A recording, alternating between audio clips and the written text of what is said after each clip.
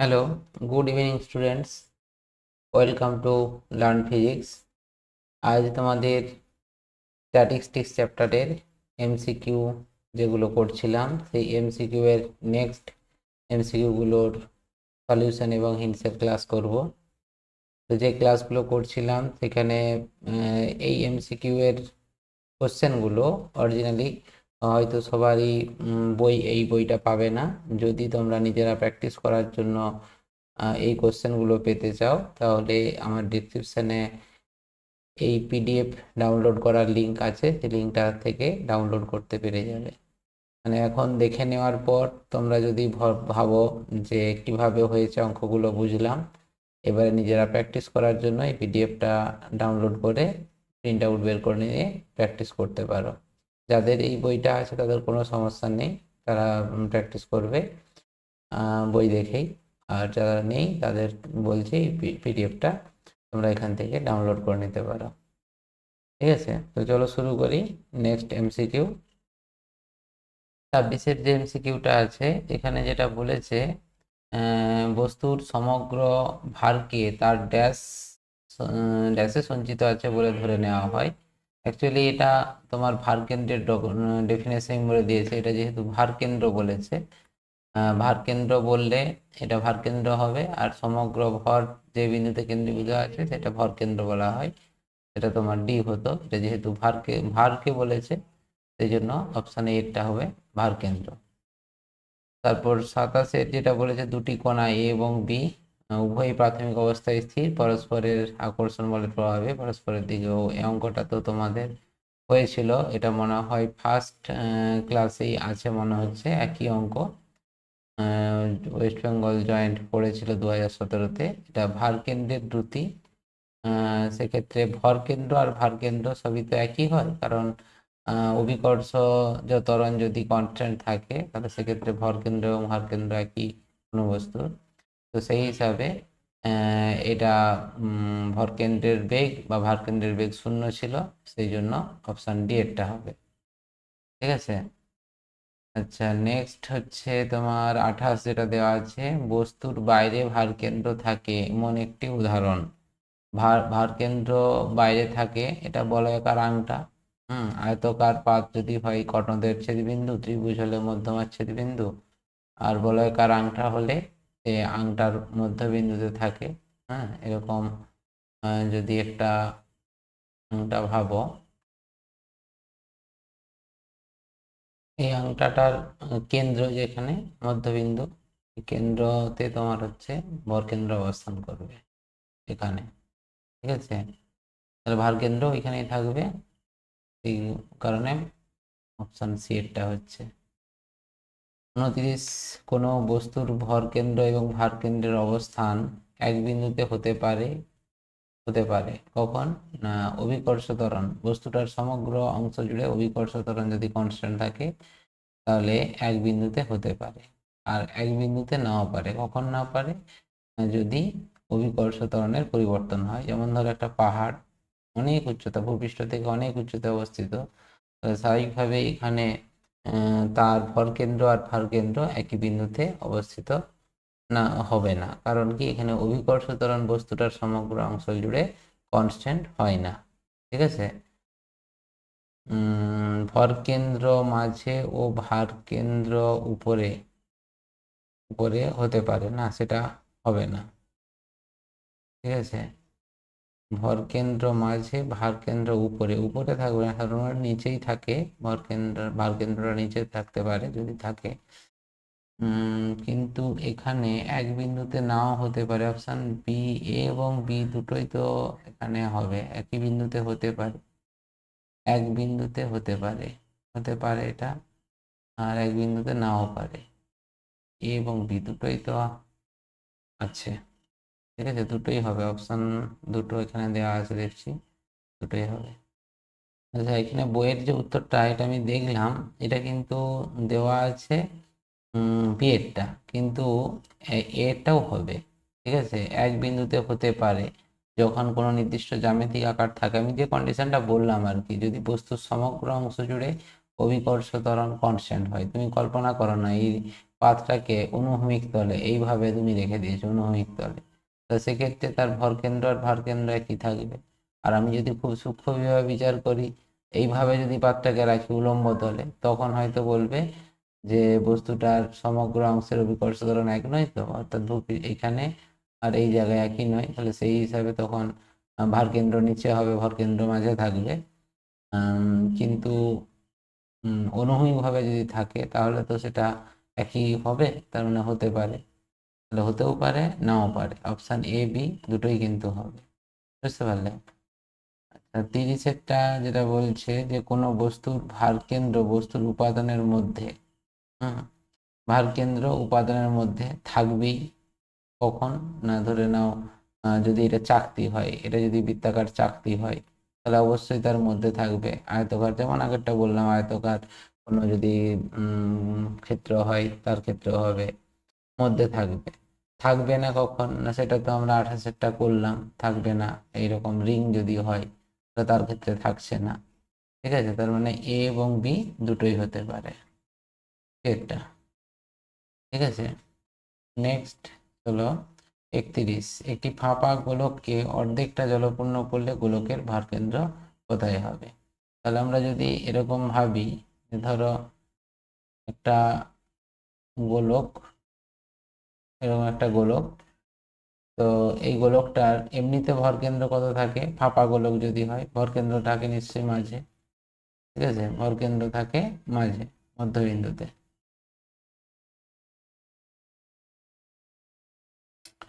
এরকম মধ্যবিন্দুতে ভরকেন্দ্র থাকে, ভারকেন্দ্রও থাকে।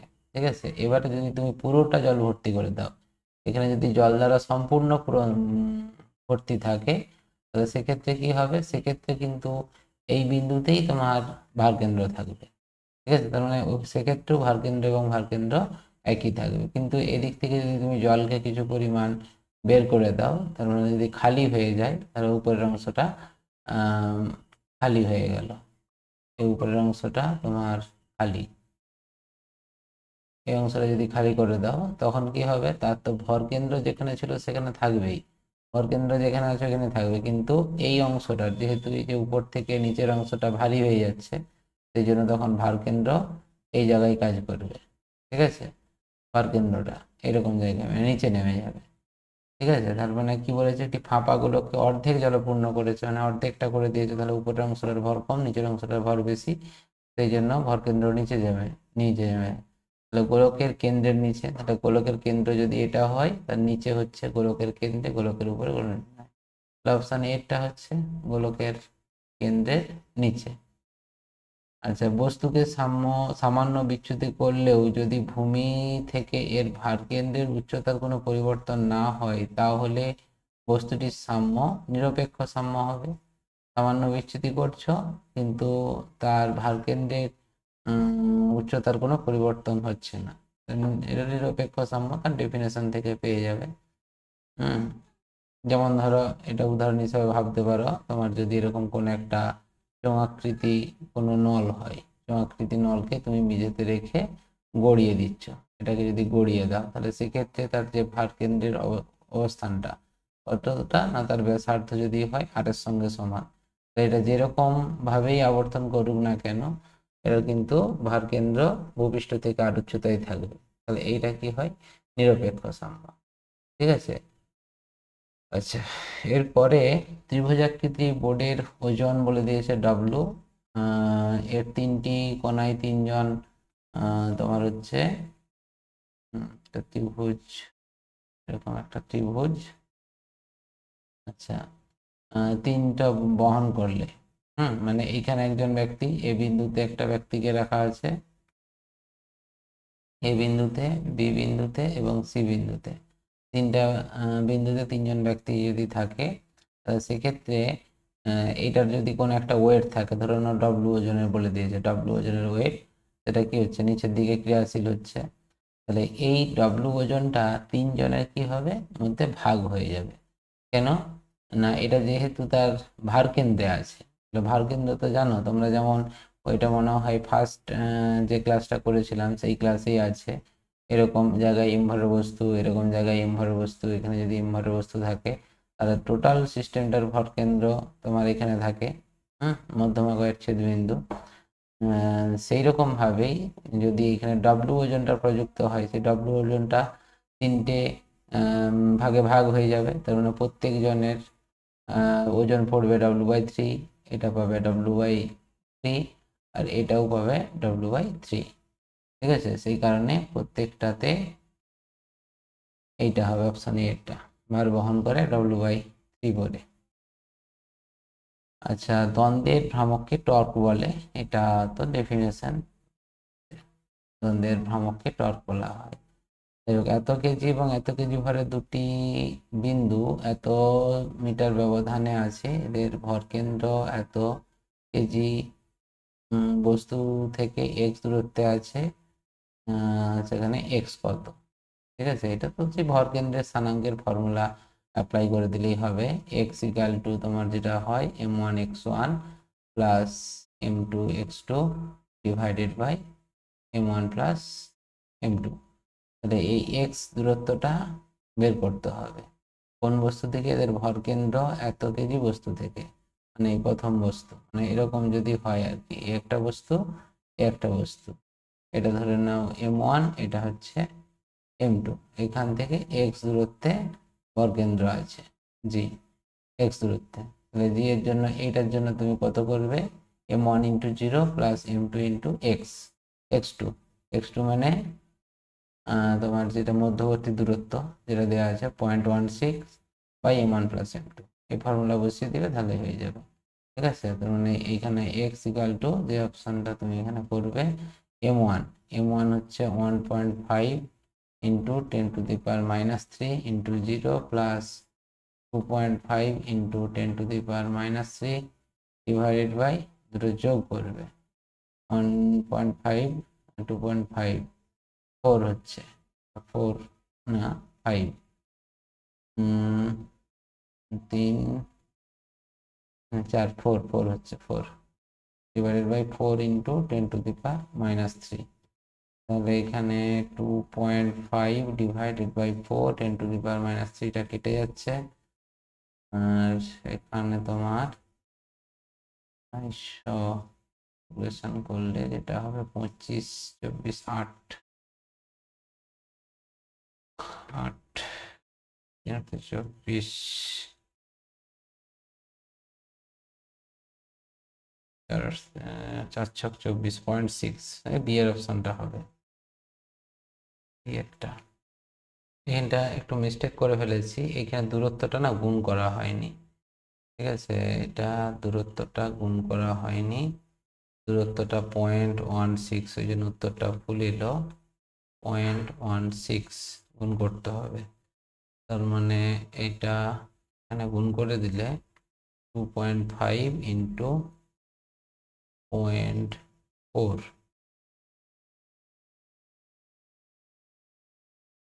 তাহলে এটা করলে 0.1 মিটার আসছে, অপশান এরটা হবে, ভুল করলাম, 0.1 এর অপশানটা। ঠিক আছে, নেক্সট যেটা আছে দেখো, ডব্লু ওজন বিশিষ্ট একটি রড দুটি সমান্তরাল ছুরির ধার এ এবং বি এর উপর বসানো রয়েছে। ছুরি দুটি পরস্পর থেকে ডি দূরত্বে রয়েছে। রডটির ভরকেন্দ্র এ বিন্দু থেকে এক্স দূরত্বে রয়েছে, এর উপর লম্ব প্রতিক্রিয়া একই রকম। প্রায় ছবিটা প্রথমে একটু এঁকে নিতে হবে। কল্পনা করো এরকম দুটো ছুরি, একটা ছুরি আর এই জায়গায় আর একটা ছুরি, সরি এরকম দুটো ছুরিকে রাখা আছে, এর উপরে তোমার একটা সমান্তরাল রডকে রেখে দিয়েছে, রড।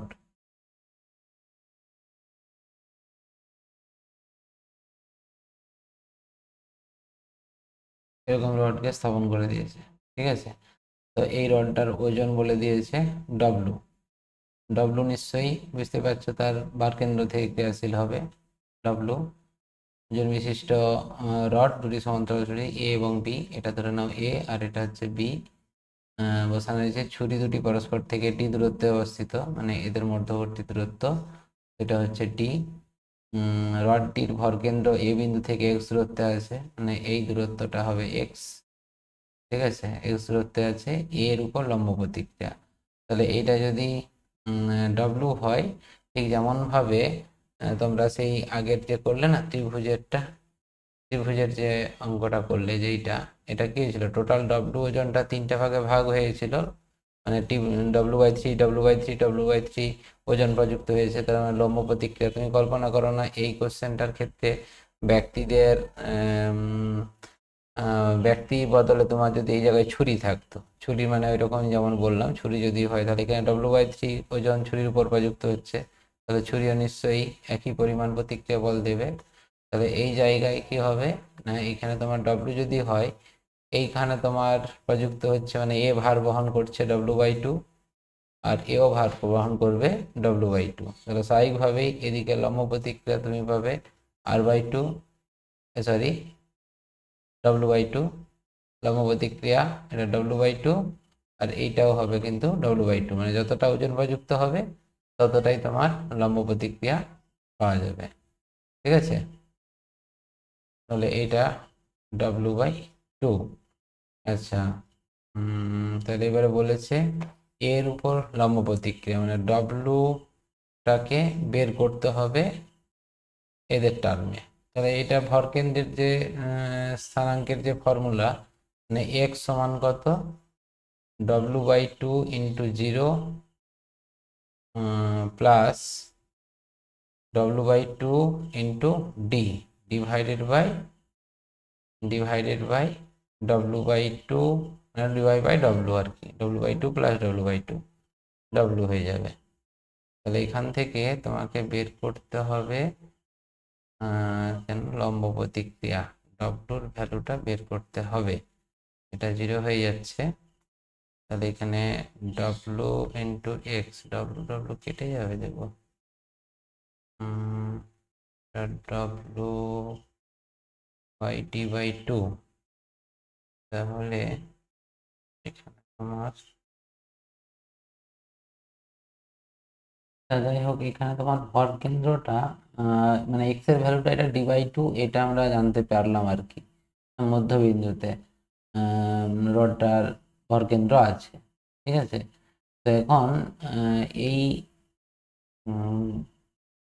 মানে তোমার এটা যদি সি বিন্দু হয়, এই সি বিন্দুর সাপেক্ষে যে বলগুলো ক্রিয়াশীল তাদের ভ্রামকের বীজগাণিতিক সমষ্টি শূন্য হবে, যেহেতু ইকুইলিব্রিয়ামে আছে, স্থির অবস্থায় আছে।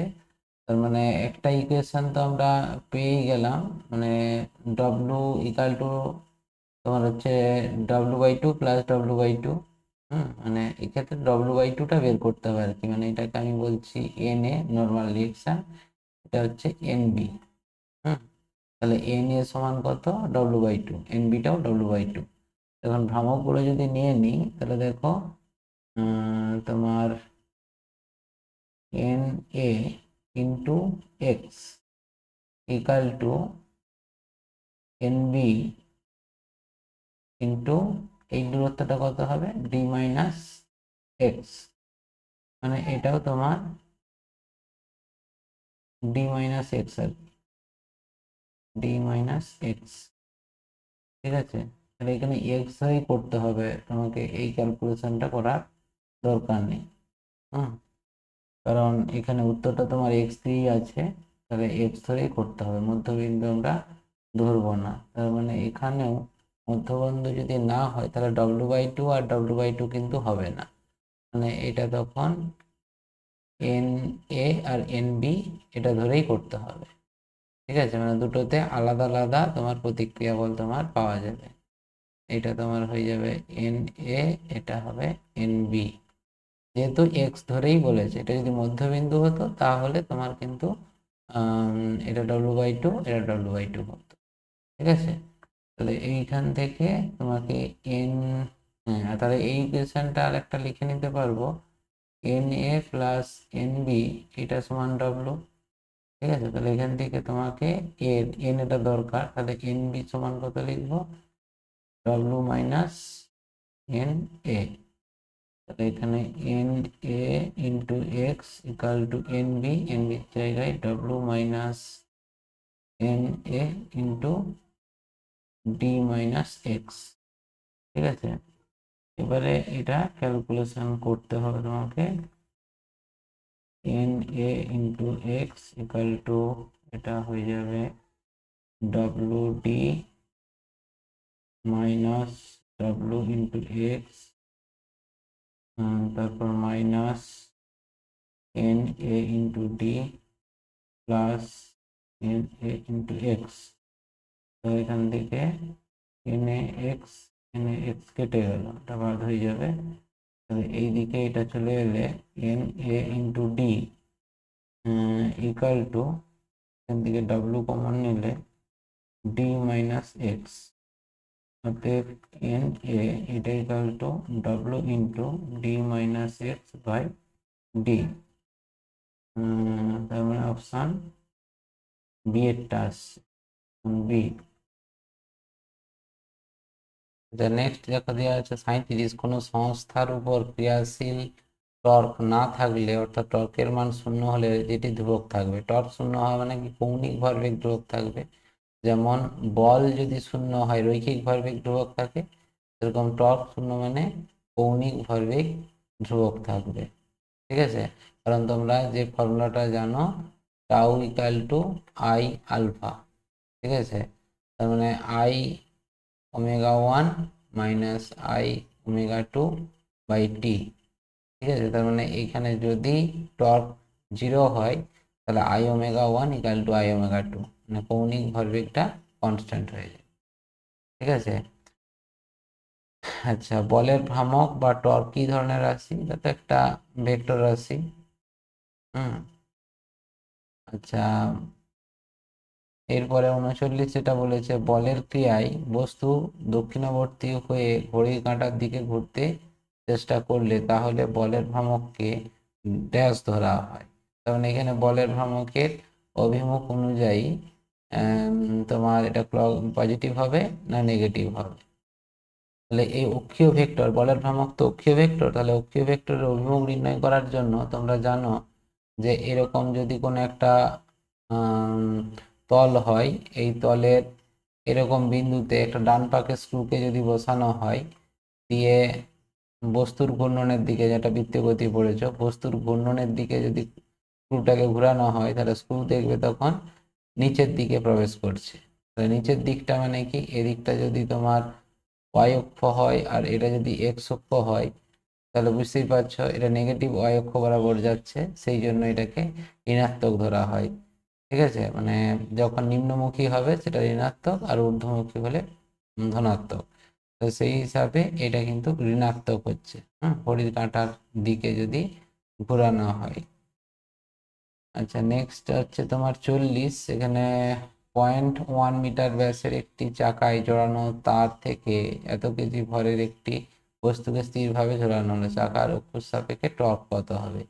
টর্কের ফর্মুলা এক্ষেত্রে যেটা হয়, যে যখন কোনো একটা বস্তু বৃত্তাকার পথে আবর্তন করবে, আবর্তন করানো হবে, ধরো এটা চাকায় যদি ভাবা হয়, এটার সেন্টার, আর এইখানে তোমার দড়িটা ভেজানো আছে এই জায়গায়, তাহলে এইখান থেকে সে ঝুলবে। এই বস্তুটাকে তুমি ঝুলিয়ে দিয়েছো, তাহলে ওজন ক্রিয়াশীল হচ্ছে নিচের দিকে, এমজি ক্রিয়াশীল হচ্ছে উপরের দিকে, তোমার টান ক্রিয়াশীল হচ্ছে, টানটা এখানে না ভাবলেও হবে। তাহলে এখান থেকে তার যে অভিমুখ, এই দূরত্বটা, সেটা হচ্ছে তোমার আর, অবিন্দুর সাপেক্ষে নিম্নমুখী দূরত্বটা হচ্ছে তোমার টানটা ওজন। তাহলে এখানে ব্যাস দিয়ে আছে, তাহলে এখান থেকে আর বেরিয়ে যাবে। আর এর ভ্যালু হচ্ছে তোমার, আর সমান এটা তোমার 0.05 হচ্ছে আর কি, 0.05 মিটার জোড়ানো, তার থেকে 5 কেজি ভরে একটি বস্তুকে স্থিরভাবে ঝোলানো হলো। তাহলে টর্কের ভ্যালু কত? টাউ সমান বল ইন্টু ঘূর্ণাক্ষ থেকে লম্ব দূরত্ব। বলের ভ্যালু এখানে দেওয়া আছে mg হবে, m ইন্টু জি, mg ইন্টু ঘূর্ণাক্ষ থেকে লম্ব দূরত্ব 0.05। এম এর ভ্যালু এখানে তোমার 5 কেজি, 5, আর জি এখানে কি ধরবে 9 পয়েন্ট দেওয়া আছে, তো অরিজিনালি ধরো 9.8 ধরে নাও, আর তারপরে ধরে নাও এটা 0.05, এটাকে একটু গুণ করতে হবে। আচ্ছা যদি 10 ধরতাম তাহলে 25, 25 দিয়ে কি আছে 25, এটাই করতে হবে তোমাকে 9.8 ধরে। এটার উত্তরটা এইটা আসছে 2.45 নিউটন মিটার। ঠিক আছে, অপশান এইটা হবে। তো স্টুডেন্টস, আজকে যে অঙ্কগুলো করলাম আজকে সহজ অঙ্কই ছিল। তো অঙ্কগুলো একবার করে দেখে প্র্যাকটিস করলেই পেরে যাবে। তো আজকে এই অঙ্কগুলো পর্যন্তই থাক, বাকি অঙ্ক পরের ক্লাসগুলোতে করব। তো তোমাদের যে ক্লাসগুলো করছি প্রত্যেকটার ক্লাসের লিংক ওই প্রত্যেকটা ক্লাসেরই ডেসক্রিপশনে দেওয়া থাকবে। তার প্রিভিয়াস যে ক্লাসগুলো হচ্ছে সেই প্রিভিয়াস ক্লাসের এক একটা চ্যাপ্টারের সবগুলো যতগুলো হবে, মানে ধরে নাও আজকে 3 নম্বর ক্লাস হচ্ছে এটা, তোমরা 2 নম্বর এবং 1 নম্বরটার ক্লাস ডেসক্রিপশনে লিঙ্ক পেয়ে যাবে। আবার যখন 4 নম্বর ক্লাসটা করবে 3 নম্বর 2 নম্বর 1 নম্বরটা পেয়ে যাবে ওখান থেকে। ঠিক আছে, থ্যাংক ইউ, গুড নাইট।